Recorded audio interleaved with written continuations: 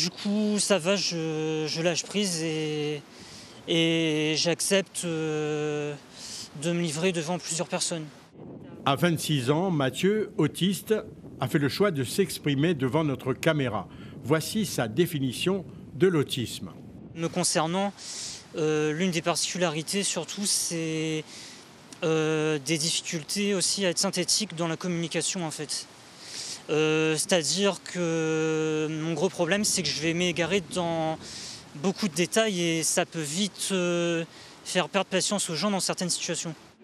Mathieu a 2 diplômes, dont un titre de technicien agricole, mais comme il n'a pas le permis, c'est un frein pour les employeurs. Comme durant mes stages où ils n'ont pas voulu faire forcément des adaptations. Et du coup, moi, ce que je voudrais, c'est qu'un employeur qui est sensibilisé au handicap, en voyant cette interview, il repère mon profil, si c'est ce qu'il recherche du coup. Ça serait plus vers le titre de technicien agricole que je m'orienterais ou sinon un truc entre le commerce et l'agriculture, comme sur un magasin vert. Mathieu a fait le choix de se faire accompagner dans sa recherche d'emploi. Cela le rassure.